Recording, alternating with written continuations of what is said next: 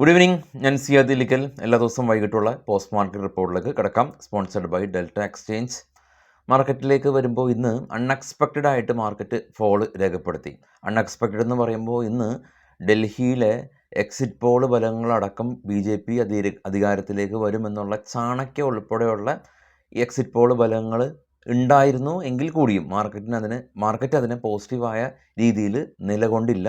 May be official റിസൾട്ടിന് വേണ്ടി കാത്തിരിക്കുകയാവണം. കാരണം കഴിഞ്ഞ തവണത്തെ എക്സിറ്റ് പോൾ ഫലത്തിൻ്റെ ഓർമ്മ മാർക്കറ്റിനുണ്ട്. എനിവേ, നമ്മളുടെ ഈ വരുന്ന ശനിയാഴ്ച ഒഫീഷ്യൽ റിപ്പോർട്ട് ഡൽഹിയിൽ നിന്ന് ഇലക്ഷൻ്റെ വരും.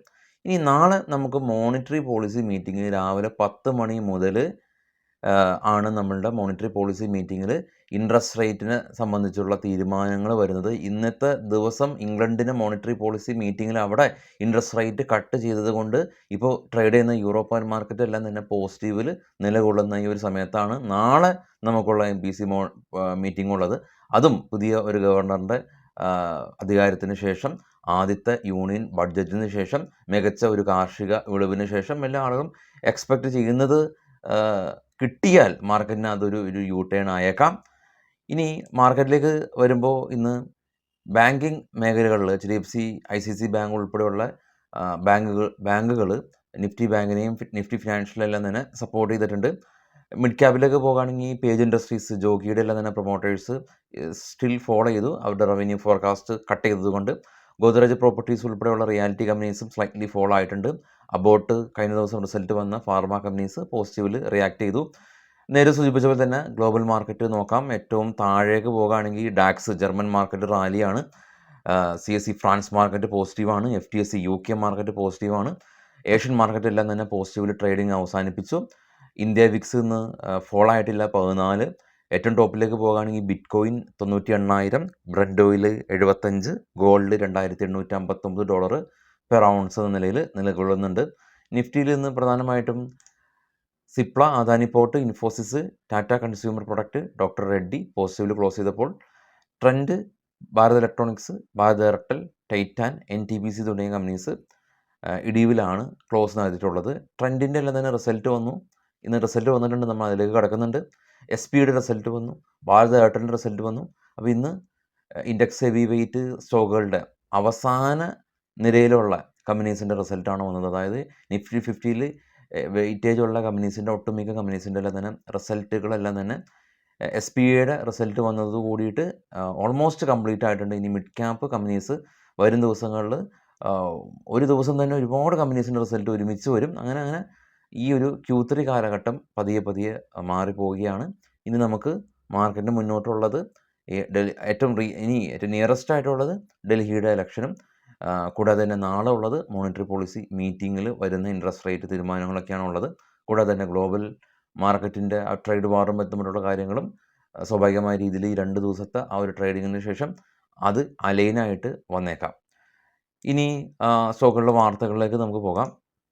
ഒരുപാട് റെസ്ട്രിക്ഷൻസ് എല്ലാം തന്നെ സെബി ഇപ്പോൾ ഏർപ്പെടുത്തിയിട്ടുണ്ട്. അതുകൊണ്ട് തന്നെ നമ്മുടെ ചാനൽ കാണുന്ന ആളുകൾക്ക്, സ്ഥിരമായിട്ട് കാണുന്ന ആളുകൾക്ക് അറിയാം, ചാനൽ തുടങ്ങിയ കാലം തൊട്ട് അന്ന് തൊട്ട് ഇന്ന് വരെ നമ്മൾ ഒരു ലൈവ് ട്രേഡും നമ്മൾ ചെയ്തിട്ടില്ല. അത് സെബി റെസ്ട്രിക്റ്റ് ചെയ്ത കാര്യമാണ്.